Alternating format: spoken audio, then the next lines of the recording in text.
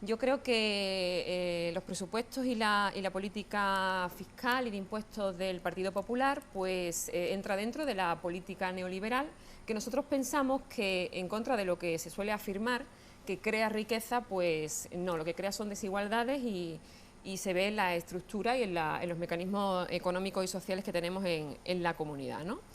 Lo primero decir que es verdad que el diálogo y el entendimiento político es deseable, yo soy la primera que siempre lo defiende, pero cuando los modelos económicos y estructurales son tan diferentes, a nosotros nos sorprende que el PSOE llegue a estar de acuerdo con estos presupuestos del Partido Popular bajo estos planteamientos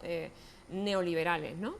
Y creemos que lo que hace el PSOE es dejar vacío una parte de la izquierda y que también eso sí, viene a dejar claro que la política que practicaba últimamente cuando estaba en el gobierno de la Junta era más parecida muchas veces al modelo del PP que al de la propia izquierda que parece que representa o que cree representar, ¿no? En cuanto, por ejemplo, al tema de la sanidad, muy positivo, que aumenta la inversión, pero no es suficiente. El mismo Juanma Moreno reconoce que los 20.000 profesionales de la sanidad que se han incorporado por la pandemia, es muy difícil que al final se mantengan, aunque su deseo es que sí, al final dice que va a ser prácticamente imposible. Y nosotros creemos, desde el análisis económico, político y social, desde la crítica constructiva, creemos que es que si la política impositiva, que estamos hablando también de los impuestos, es ahorrar a la hacienda pública 329 millones de euros, eso supone que la hacienda pública deja de recaudar un dinero que es necesario para la inversión pública en sanidad, en educación, en la transformación económica e industrial verde y ecológica, en las nuevas tecnologías, en las nuevas fuentes de energía, etcétera. Ese dinero se necesita. Y más cuando, analizando esa política presupuestaria, nosotros llegamos a la conclusión que al final pues se desgrava a los que más tienen o se aplica en medidas puntuales que no solucionan los problemas y en realidad lo que hacemos es desinflar las arcas públicas para beneficiar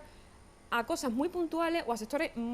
también muy puntuales de la sociedad que realmente no lo necesitan. Yo pongo el ejemplo de educación, ¿no?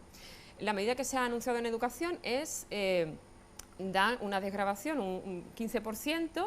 a las familias de hasta 80.000 euros que cobran anualmente en clases particulares de informática y de idiomas y de inglés. Cuando en los centros educativos estamos denunciando y estamos reclamando que hace falta una inversión seria para bajar las ratios, que por cierto están como en la época prepandemia, es decir, antes de la pandemia la ratio era 28, 29 alumnos por aula y ahora tenemos a más de 30 en la ESO. Estamos reclamando más refuerzo para los niños de educación especial, con necesidades especiales. Estamos reclamando más orientadores. Se están cerrando líneas educativas y eso lo está reclamando la comunidad educativa. Creemos que esa medida, que puede ser muy electoralista y muy visual, pero no soluciona el problema. Y, sin embargo, si dejamos de recaudar en las arcas públicas más de 300 millones de euros, no podemos hacer las inversiones estructurales que necesitamos para solucionar el problema que yo estaba planteando. Otro ejemplo es la desgravación por venta o compra de vivienda. Al final, con la política neoliberal, lo que se hace es desgravar a quien compre un piso de una cantidad mayor. Y nosotros creemos que al final, bueno, estos son los datos objetivos, si te compras un piso por 120.000 euros o menos, que la familia media asciende a eso los pisos que se compran, desgrava cero, mientras que si te compras una casa de 700.000 euros, desgrava un 3% y de 150.000 en adelante a 170.000 un 1%. Entonces vemos que el beneficio real para la ciudadanía en general no es el deseable. Nosotros aplicaríamos, como también ya lo aconsejan en países como Alemania, incluso Estados Unidos, una política fiscal de impuestos progresivos a quien más lo necesiten, pues que se les desgrave más o paguen menos impuestos, y a quien más tiene, pues que paguen un poquito más, en una política solidaria, fiscal solidaria, sin ahogar, por supuesto, tampoco a los que más tienen, que no se trata de eso. Hay que mover el dinero y incentivar también la economía en ese sentido.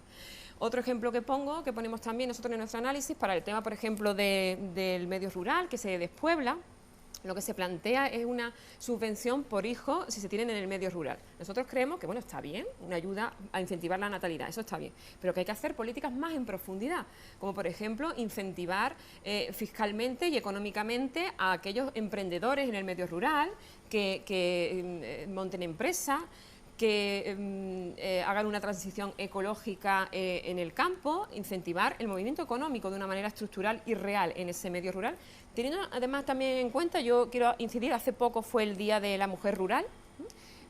incidir mucho en la situación de la mujer rural en Andalucía, que la situación siempre es más complicada.